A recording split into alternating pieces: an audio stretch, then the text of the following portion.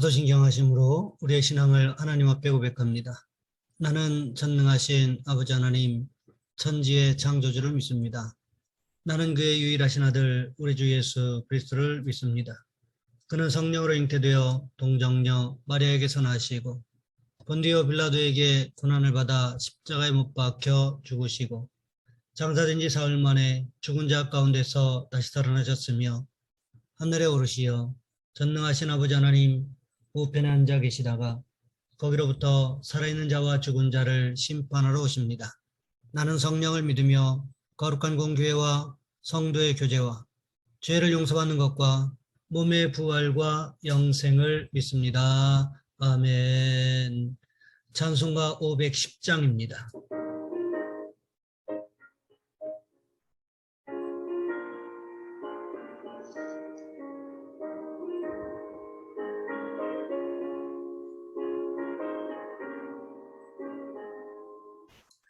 하나님의 진리 등대 길이 길이 빛나니 우리들도 등대되어 주의 사랑 비추세. 우리 작은 불을 켜서 험한 바다 비추세. 물에 빠져 헤매느니 건져내어 살리세. 죄의 밤은 기뻐가고 성난 물결 설렌다. 어디 불빛 없는 가고 찾는 물이 많구나. 우리 작은 불을 켜서 험한 바다 비추세. 물에 빠져 헤매느니 건져내어 살리세.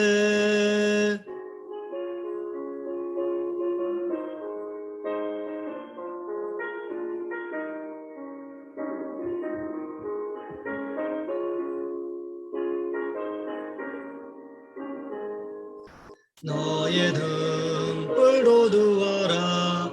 거친 바다 비춰라. 빛을 찾아 헤매느니 생명선에 건져라. 우리 작은 불을 켜서 험한 바다 비추세. 물에 빠져 헤매느니 건져내어 살리세.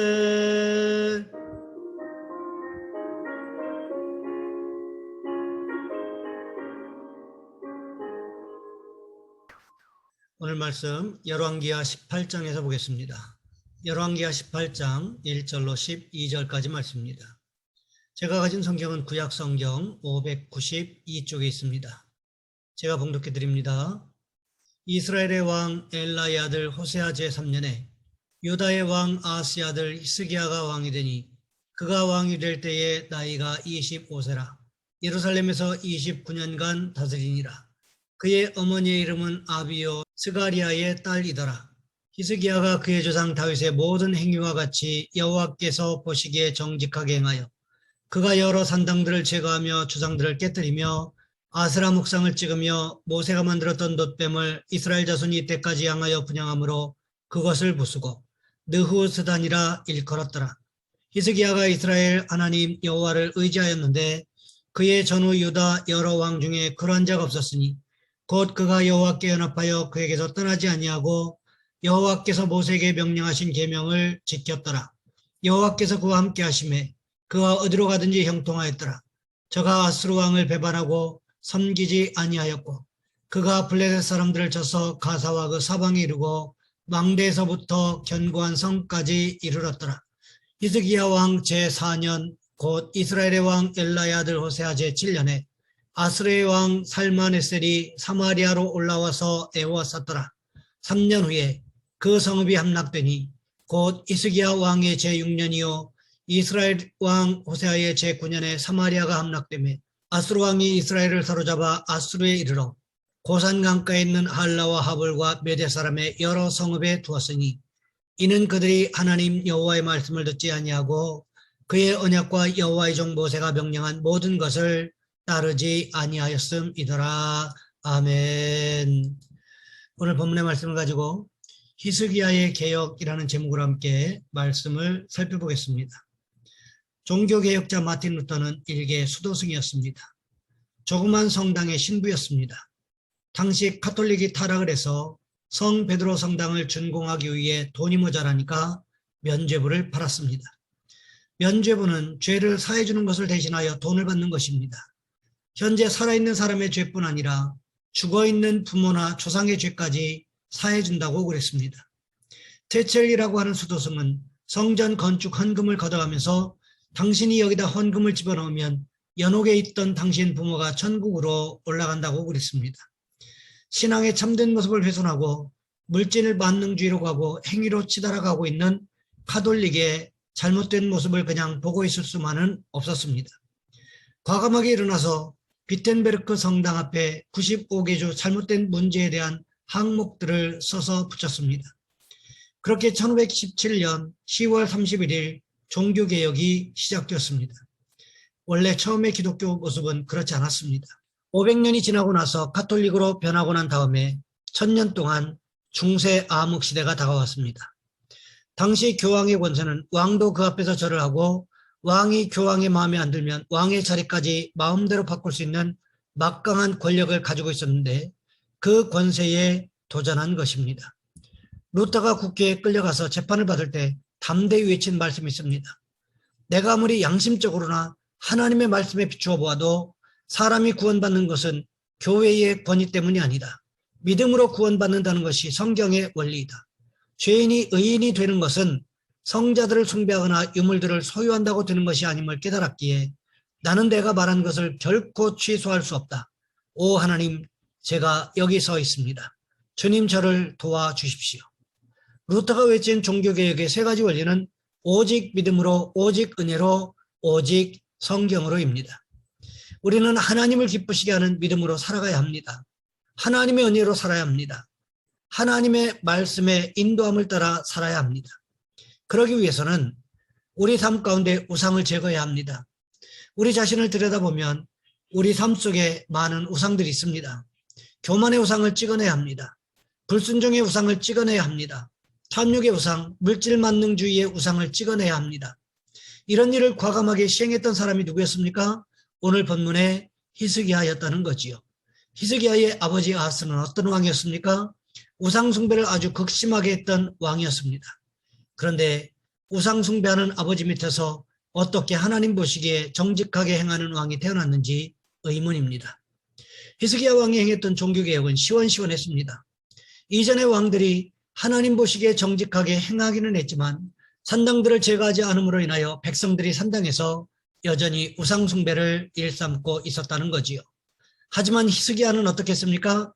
산당을 부숴버렸을 뿐만 아니라 그 안에서 음란하게 섬기고 있던 아세라 목상을 비롯한 여러 우상들을 모두 찍어 불태워 버렸다는 거지요. 그렇기 때문에 성경은 히스기야에 대해서 어떻게 평가하고 있습니까? 오늘 보면 5절과 6절 말씀해 보시면 이렇게 기록하고 있습니다. 히스기야가 이스라엘 하나님 여호와를 의지하였는데 그의 전후 유다 여러 왕 중에 그러한 자가 없었으니 곧 그가 여호와께 연합하여 그에게서 떠나지 아니하고 여호와께서 모세에게 명령하신 계명을 지켰더라. 히스기야의 믿음의 특징이 나오는데 첫 번째가 하나님을 의지했다는 것입니다. 그런데 형식적으로 의지한 것이 아니라 온전히 의지했다는 것입니다. 그뿐만이 아닙니다. 두 번째로 기록하고 있는 것이 무엇입니까?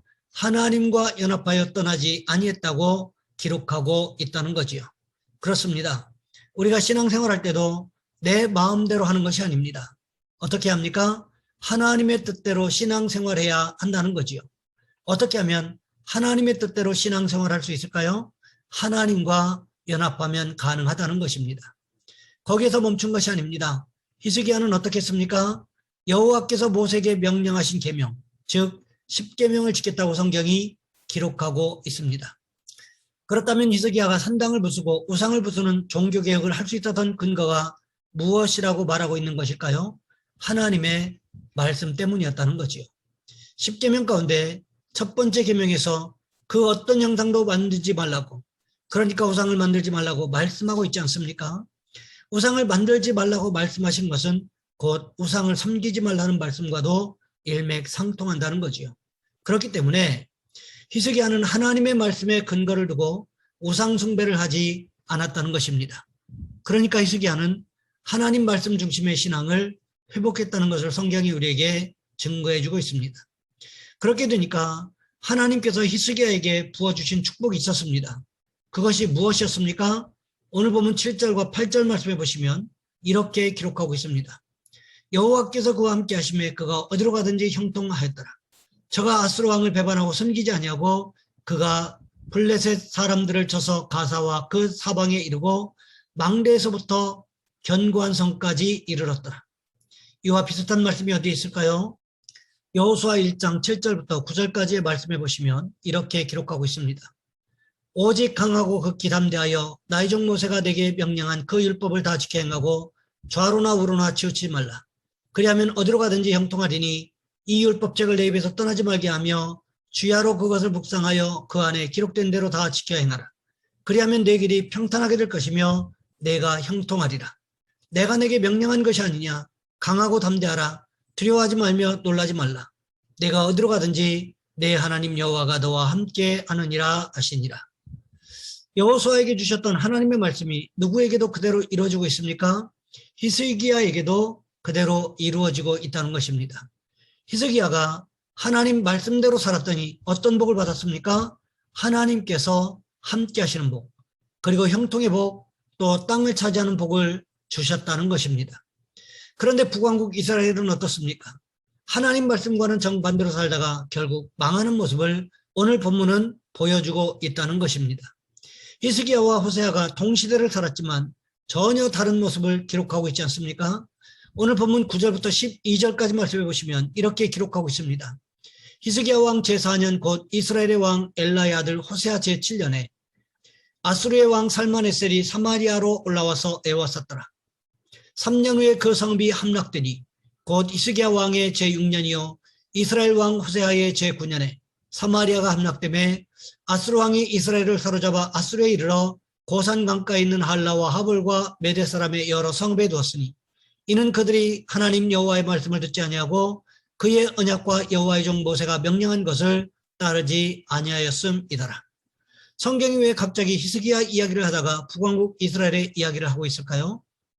그것은 하나님의 말씀에 순종하는 자와 불순종하는 자의 차이를 보여주기 위한 의도가 담겨져 있다는 거지요. 그렇다면 우리는 어떻게 해야 할까요? 히스기야와 같이 하나님의 말씀대로 살아가는 신앙생활, 하나님과 동행하는 신앙생활을 회복함으로 인하여 히스기야와 같은 복을 받아 누리는 저와 여러분 우리 모두가 되시기를 주님의 이름으로 부탁을 드립니다. 이 시간 우리 한 목소리 함께 기도하겠습니다. 하나님, 우리도 히스기야와 같이 하나님 말씀대로 살아가는 신앙생활, 하나님과 동행하는 신앙생활을 할 수 있게 도와주옵소서. 또한 기도하실 것은 나라와 민족을 위하여 이 시간 우리 간절한 마음으로 주여 한번 부르신 후에 한 목소리 함께 기도합니다. 주여, 사랑의 하나님, 우리를 도와주시기를 원합니다.